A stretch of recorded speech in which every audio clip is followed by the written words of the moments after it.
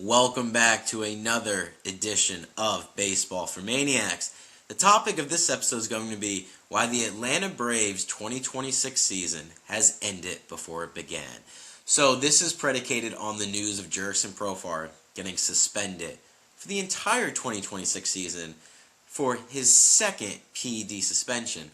So when I got the news, through Instagram, I just started laughing, dude. There's no way a human being can be this stupid. Because here's the thing. He got suspended last year for HGH. HGH is a supplement some people take to reboost their natural testosterone.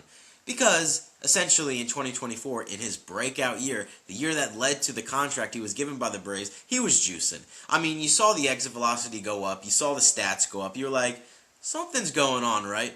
MLB didn't catch it. In that sense, good on Profar to, slip the system. But then he took the HGH to reboost his natural testosterone, so he took the 80-game suspension. Whatever, dude. If you're only missing half of a year, basically 1/6 of his contract because he signed a 3-year deal, you take that every day, twice on Sunday. You might not agree with it from a morality aspect, from a competition aspect, because he was cheating to get that money. Whatever, dude. People have done way worse to get much more money. But doing it again, because even if you are terrible, you're still getting paid all that money because it's the MLB. Every contract is guaranteed. It's not like the NFL. To where it's like, it makes no sense for him to take PEDs again. What did he think? Did he think he was going to get through MLB system again when he already got popped for it? Now, granted, he's in the appeal process. He's not going to win that. So he's just blatantly cheating, but it doesn't make any sense because if he has a great year, he has another year left on his contract, and then he's not going to get another contract after he's already been popped for PEDs. He might get a league minimum deal, but he's not going to get his bag again. So why would he try it again? But that's pretty much it on Jurickson Profar. It's a funny situation because it's like, how dumb can you be? And I'm going to get into all the other aspects of why the Braves have dealt with so many injuries the last few years. Everyone knows I'm a Phillies fan. We see the flag. We see all this kind of stuff. I never want injuries on anybody. I never wish that because that's loser mentality. You want to play the teams at their best. You want competition. So injuries I never wish. But this is just funny as hell. Now, it can help the Braves in the sense of if they use that $15 million that they saved this year on someone else, like another starting pitcher. But are they going to do that? Because for as much money as the Braves make, they have the battery. They are printing money out there in Atlanta. They don't spend like they need to. They don't spend like a championship team. And Braves fans will agree with this. So they need to take that money and push it somewhere else. But let's kind of get into their roster and everything and kind of see, or my opinion on why they're not going to do as well as I originally thought. Because going into the offseason, or even like in the middle of the offseason, I was like, Phillies and Mets, they're the top two. But if the Braves stay healthy, if the Braves get back to their 23-24, early 24 form, they can win the division. Now, I'm not so sure. Because Spencer Schwellenbach went down with, I think, bone chips in his elbow. So he's on the 60-day IL. They don't think it's Tommy John, to where his estimated return is like early July, mid-July. But it's just like, is he going to be the Spencer Schwellenbach of 2024? We don't know. He was injured last year, so that's already a question mark in the rotation. Let's just get into their other healthy rotation options. So they just extended Chris Sale. Chris Sale's good, but he's had injury history, so we don't really know what he's going to be on the mound. If he's Chris Sale of 2024, you got an ace, you got a top 5 pitcher in the National League, no doubt about it. But he is getting up there in age, and with a pitcher that already has injury history, doesn't spell the best tale for the Atlanta Braves. And with their injury history and their injury luck, I don't wish that on them, but I could see Chris Sale going down. Spencer Strider, what is he? Because last year, he was coming back his first year. It wasn't Tommy John. I think it was the internal brace. Basically, he missed the entire year, to where you expect him to have a much better 2026. But he's already had 2 surgeries on his arm.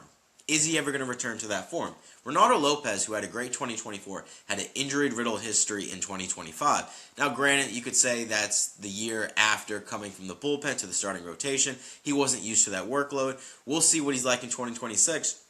But he's not even thrown on the mound yet, to where you don't know what he's going to be like. Grant Holmes is healthy now, but he had an injury earlier in spring training. We don't know what he's going to be like. Bryce Elder sucks. Joey Wentz sucks. Martin Perez sucks. to where it's like that rotation that was looking decent going into the year now looks terrible. Now, like I said, the Braves are saving $15 million in Jurickson Profar. If they're smart, they will use that money on a Zach Littell, who's still out there, or a Lucas Giolito.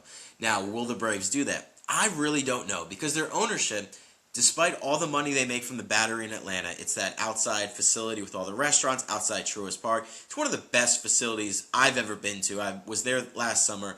It is booming. Business will always be booming there. So they make a lot of money out of that. So the owners should be spending. The Braves should spend at least like the Philadelphia Phillies. I don't know if they're going to do that. If they're smart, they'll use that money on a starting pitcher. Time will tell. But let's get into their lineup. So, catching Drake Baldwin, Sean Murphy. Now, Sean Murphy's not expected to be back until May. So, Baldwin handling the catching duties is going to be fine because I think Drake Baldwin is one of the best catchers in baseball. I think he's a future superstar in this game. But the catching duo works much better when both of them are healthy, Murphy and Baldwin. Because what it does is it takes the workload off each of those catchers to where Baldwin can DH a little bit, Murphy can DH a little bit, to where they could focus more on the bat at the catching position. Now you're going to have to wait to see if Sean Murphy comes back, whether it's going to be early May, mid-May, June, we don't know. So that could decrease Baldwin's production, so we don't know. I don't think it will. I like Baldwin. First base, Matt Olson, good player. I'm not worried about him. Ozzie Albies at second base. Granted, he's on one of the most team-friendly contracts in Major League Baseball, but he wasn't good last year. He wasn't really good in 2024, to where he's a big question mark. Shortstop, back on the injury concern. Ha-Seong Kim, I think he broke his wrist or broke his hand ice skating in Korea, so he won't be back until at least June, to where they had to sign Jorge Mateo, and they also got Marcio Dubon in a trade for Nick Allen. Shortstop's not going to be a level of production, so, where are the Braves going to go? I think they'll still be a decent team, but with all their injury history, with all their concern, they should be spending to alleviate this kind of problem. Yeah, you got quote-unquote depth with Mateo and Dubon, but they're not world beaters, to where the Braves are in a really tough spot. Third base, you got Austin Riley. Austin Riley in 2023 was probably the best third baseman in Major League Baseball. At least the best third baseman in the National League, in my opinion. But he hasn't been up to his form the last 2 years. So is he going to come back? Is he going to have a resurgent year? We have no idea. Another question mark with the Atlanta Braves.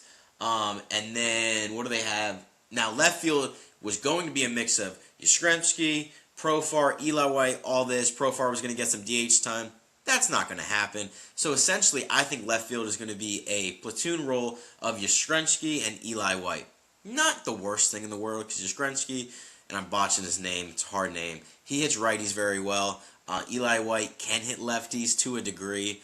So left field is not going to be too good, but you're kind of banking on those two players. Not ideal. Center field is going to be Michael Harris. Now, if you're getting Michael Harris of the second half, we're in a great spot. Because at the floor, Michael Harris is one of the best defensive center fielders in baseball. It's the bat that either takes him to an average player or a great player. His last season, it was a tale of two halves. He was awful in the first half. Wasn't walking. I think he went a whole month without taking a walk, which just shows how bad the plate discipline was, how much in his head he was. But the second half, he made a few adjustments, and he was one of the best players in Major League Baseball. So it's still a question mark. Are you getting first half Michael Harris, or are you getting second half Michael Harris? We don't know. We'll have to see. Ronald Acuna Jr. is a star.